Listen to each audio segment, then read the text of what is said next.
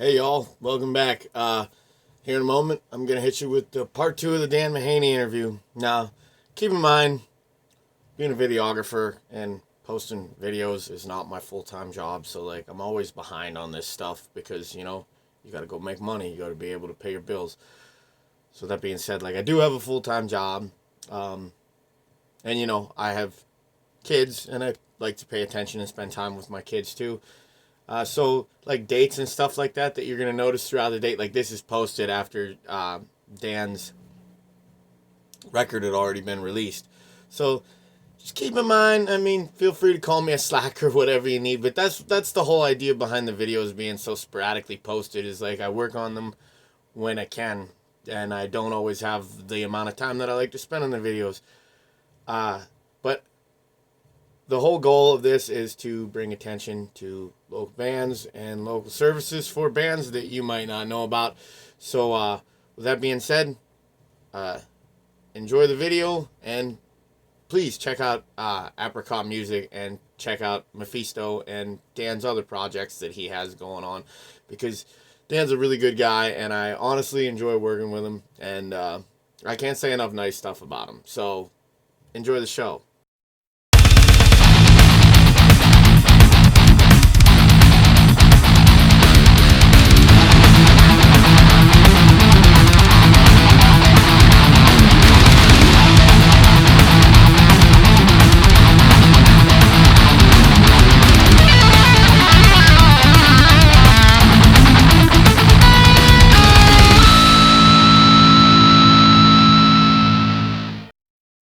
So I'm a musician, Dan, and tell me what the advantages are of hiring you, coming to a studio, hiring a sound engineer, as opposed to me just going and buying Pro Tools and trying to do it myself. Because that's the route a lot of bands are going, just because of the money saving aspect of it. Right. But like you said earlier, like that experience is huge. Like to That's me, exactly my answer to that. That's exactly what I was going to say. Is people really um, minimize that? They really underestimate how much experience it takes to be able to not just work the software, but to get good mixes that are going to translate everywhere. And by translate, I mean you can get something to sound good in a set of speakers. And this is another difference between live sound and studio, is that you can get it fairly easily to sound good on a set of speakers, but to get that mix to translate to all types of speakers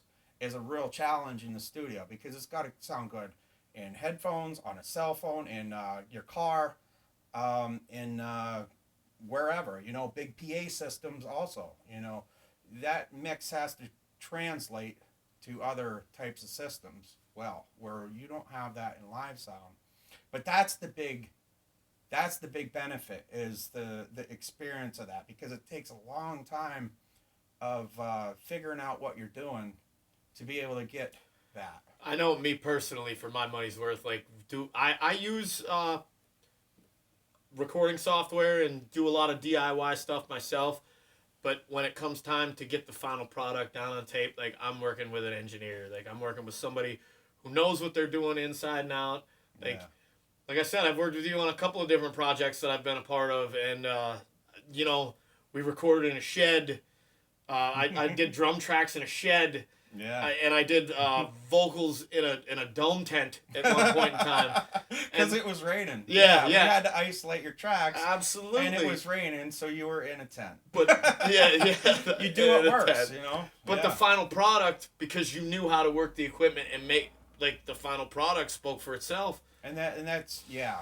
So yeah, that leads back to what I'm saying about it. That's absolutely it. It's just like experience of knowing, hey man, we're gonna throw you outside of the shed for your vocals. That'll be a simple thing, but hey, never expected it to rain that day though. Yeah, not at all. Not at all. And another thing, we had to figure out something on the spot. And that's, I think, where live sound really helps with this too. Like the experience with live sound is a lot of hey, there's a monkey wrench thrown in this. We got to figure this out right away. Yeah, as far as from our standpoint, like we're paying you to hook us up, and there's a problem. Like yeah, got to figure it yeah, out. yeah. I've had plenty of times where that's happened. It happens more often live sound. Oh, live sounds horrible. Than in the studio. But even in the studio, like you said, hey, we're paying you, man. You got to know what you're doing. You could have a PA system that you use every single day in a closed environment in your garage, wherever it's at. The second you take that equipment out of there and hook it up in front of a show is when shit breaks. Exactly. Something's bound to go wrong. Absolutely. Definitely. There's so many moving parts in it. There's so much different things going on. I've been on the musician side of that coin, and I've also been on the guy running the mixing board side of the coin, where we don't have any front monitors in the house. What the fuck is going on here? What the hell? We got to figure this out right now. So right now, do you have any future plans in the studio? What do you have coming down the pipe? What's keeping Apricot Studios open? Well, I'm actually just finishing up a couple of major projects right now. One is my Mephisto album, which is this one. Oh yeah, dude. This one's just done right now, and it's on Spotify. It's everywhere you can find music online. We can throw a graphic up. You don't have to hold the CD up. Well, I thought I'd just show, just for fun. totally leaving that in though, because it's cool. But that's one of the projects that I just finished up, and I'm finishing up another project right now, which is the Warning Label Band, which they're from Kane, PA, and they're young kids, and they rock punk rock, fucking pretty awesome, man. And they're playing up there at different places. They're kind of inspired by the Thunder Skulls. And, I'm a big fan of the Thunder Skulls. Yeah, hell yeah. And so we actually have that all mixed and done, and I'm going to be meeting with them this week, and we're going to work out the album artwork, and then it'll be out very soon. So you not only do the recording, you help with the artwork and the after product. We're going to be doing the mixing. Doing the burning of the CDs, the artwork, printing out all that. I'm going to take care of all that, and then they also want to do digital distribution, getting it on Spotify and Pandora and all those. Now you also have experience with that just from the Mephisto project. Well, yeah, there's a lot of different digital distribution companies that deal with this, and that's really the only way to do it. You can't deal with Spotify directly, really, as far as I know. You kind of have to deal with these digital distribution companies, because they'll get it on a whole bunch of these channels all at once. Yeah. I've done that. The DIY aspect of what I've done, we've done that stuff, and I've also worked with full blown management and distribution and getting that done. And it's gonna be money out of your pocket. You just gotta kind of weigh what works best for you. And with you having the experience of working, you're able to steer these guys into the right direction. Look, dude, I've already done this. Here's where you're gonna want to be for these reasons, and list them off. Once again, that comes back to the experience thing, because people that have been there and done that, young bands out there, let this be a lesson to you. Open your ears. Us old guys know some shit. We've been around the way. Yeah. We'll make it easier for you if you just listen. What sucks about it is, it like you said, you got to pay them to be on those channels, and then it's pennies that you get back. You pay all these dollars to get on there. That's just, the music industry. It just is a big challenge. It really is. It's a lot of. That is a whole nother video for another day. When you're talking to musicians and sound guys. I could go on and on about that, too, You're looking at a 3-day marathon of videos. So now, you keep bringing up the Mephisto thing, which is, now, actually, this has been a project that you've had ongoing for years. Yeah, it really is, because this was my first band ever. Like I said, when I But we're talking first band, not to interrupt you, we're talking first band, how long ago are we talking? Well, let's see. How do I do the math here? I think it's been, 25 years ago. Oh, and this is when I was 15 years old, 14, 15 years old, and I'm 40 now. So did I do the math right? Yeah, it's pretty close. Yeah, but and this is the first time Mephisto's ever been on tape for someone to physically purchase. Yeah. No, actually, well, this is the first time it's on CD. This is the first time it's been produced like this, but this is the original demo. This is the original demo. That's I don't nuts. think I don't think you've ever seen that before. I've never seen this. But that was recorded, I think, in 19... This is how it worked back in the day, kids, when you were DIY. This is how you tape. got people to come to your shows. You handed these out. Show them the cover. This is like a dinosaur nowadays. That's a black nowadays. and white cover on the cassette tape, and it was recorded at. And you cut these out with scissors. That's how you did this stuff. Like, you went to a place that made photocopies, and you photocopied the hell out of it. Yeah. Awesome. Look, that's typewriter shit and everything, man. That's super cool, though, dude. Forest Brook Studio in Kersey, PA. It was Paul Fehrenbaugh's recording studio. Wow, I've never even heard of this guy. This is a learning experience for me. You've never heard of Paul Fehrenbaugh? I don't know if I've ever even met him. He had a recording studio in Kersey, Forest Brook Recording Studio, and now he actually has a doctorate degree in music, and he can play pretty much any stringed instrument, and he teaches for Penn State. Nice. He teaches music for Penn State. Actually, when I went to Penn State, I actually got a business degree at Penn State, an associate's degree for business, and when I went there, I had electives that I could choose, and I obviously chose music. Absolutely. And Paul was the teacher at Penn State for music. Did he remember you from the Mephisto demo? I don't think he did. Oh, no. Wow, what a bummer. He must have made a real impression back in the day, huh? Yeah, probably not. It was not anything to remember. There's 3 songs on it. We were 14 years old.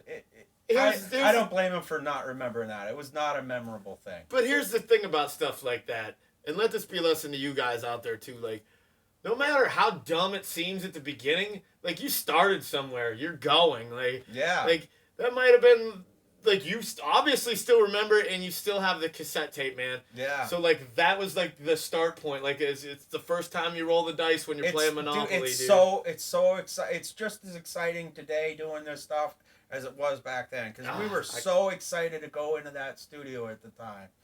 But the thing is, that's also probably why you've been doing this as long as you have, Dan. Like, and why you've built such a good reputation in the local music scene around St. Mary's is because you still have that, like, lights out passion. Like you're still that teenage kid. Like, every time I step on a stage, I'm still that teenage kid. Like, holy shit, this is real. And that you still have that. So also another good selling point for Apricot Studios is, like, this dude he's passionate as all get out about what he's doing. So he's never going to sell you short. Let me just tell you, you said that I've had that cassette all these years. I didn't. Really? I did not have that cassette. Like, I had that cassette back then, and a guy that I know found it at Goodwill. This dude found that cassette tape at Goodwill, and he's like, dude, if your cassette tape is at Goodwill, that's when you know you made it. And he gave it to me. He gave me the cassette. I was like, wow, man, thank you. So technically, Mephisto has sold a copy of their demo. At Goodwill. Yeah. You know you made it when you're in Goodwill. Absolutely. Well, now with the CD coming out, you said about releasing things on digital platforms and various other channels. There's also a local guitar shop where you can pick up the Mephisto CD, isn't it? That's right. Weinkauf Electric Guitars. The CD is down there. You can pick it up. Wherever you get it, it's $10.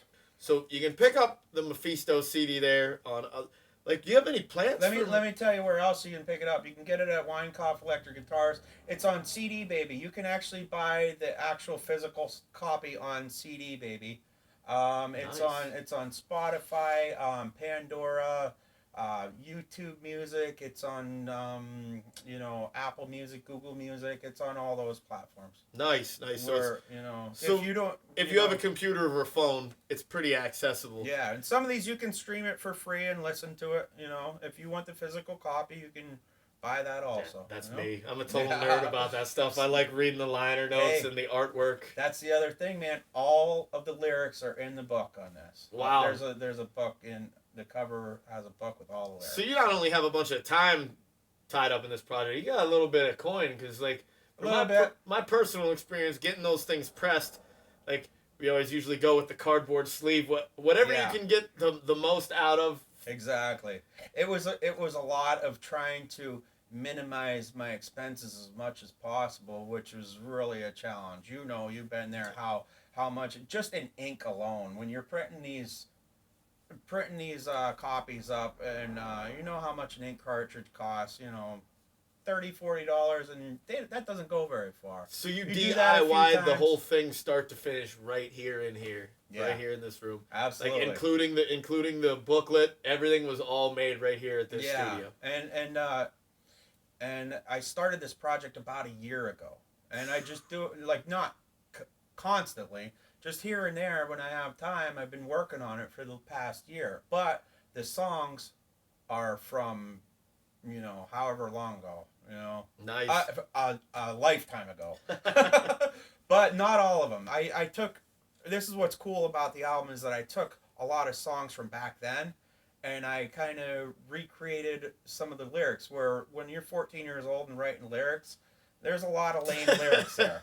I got notebooks full of them, dude. I know. So I kind of, that's why it's revived. It's revived a little bit. We've resurrected this. That's what the album's called, Resurrected and Revived. So we resurrected, brought up these old songs, revived them by taking those lame lyrics and making them all that much cooler. It worked out really well.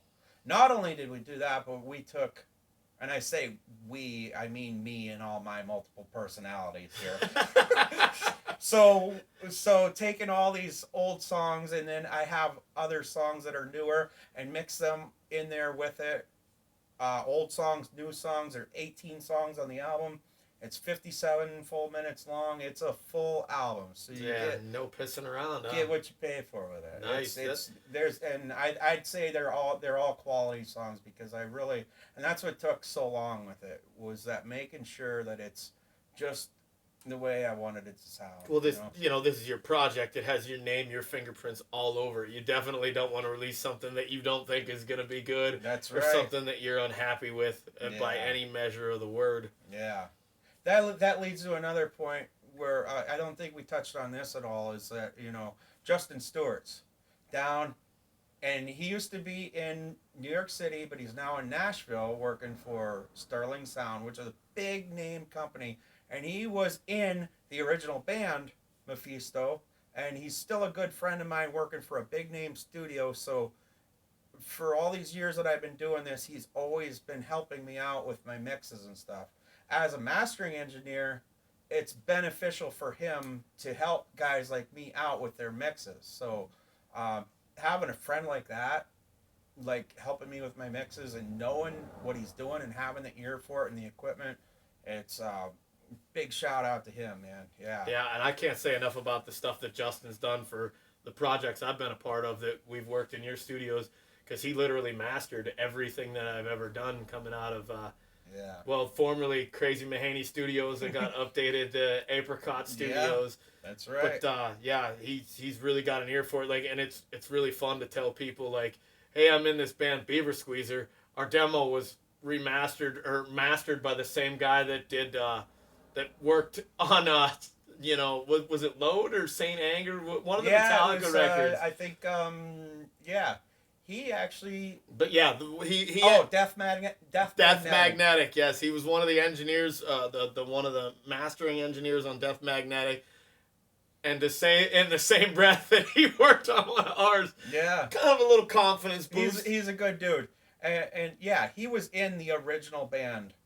Right on. The original Mephisto band. Like when we did that recording at Forest Brook Studios, he was the drummer on that. That's really cool. So what's cool is when I sent him this for mastering, he was really happy to hear these tunes. He was like, man, that brings me back. He enjoyed hearing these songs, like, well done, like they are, you know. Now with you living in St. Mary's and him living in Nashville, like, what are the plans going forward with playing shows, like, or doing any sort of gigs in the future? Because, like, right now it's pretty much just you, man. Like, do you plan on? Well, I'm not going to Nashville. I guess. I'm not going to Nashville, man. But I'm going to be doing a CD release party. This is the big news here. Is that I'm going This to is be exclusive. I'm going to be doing a CD release party at the Wildwoods in St. Mary's, PA, former Elk Casino.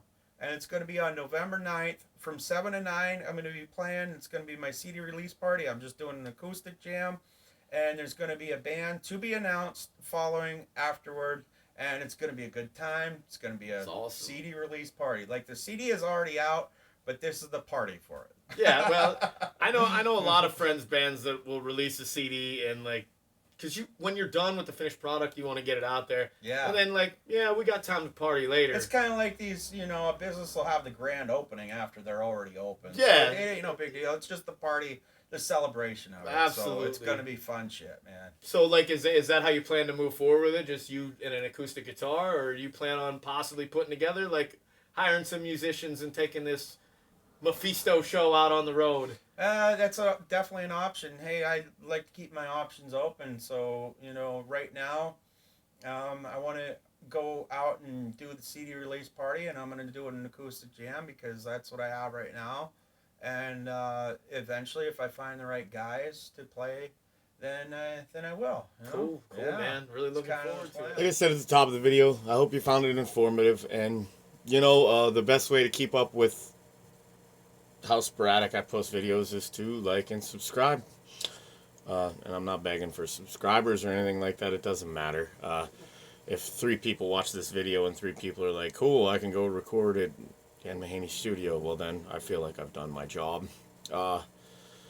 So yeah, if you like what you see, then that's the best way to keep up with me. Thanks again, guys, for stopping by.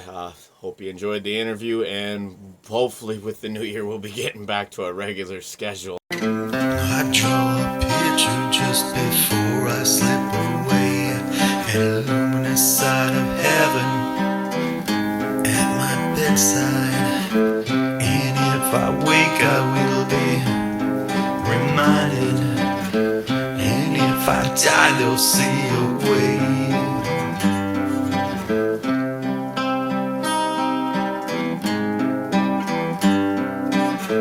I see the world from a bird's eye point of view, and other days I feel like a worm. But I fly and soar across the bluest skies, seeing oceans.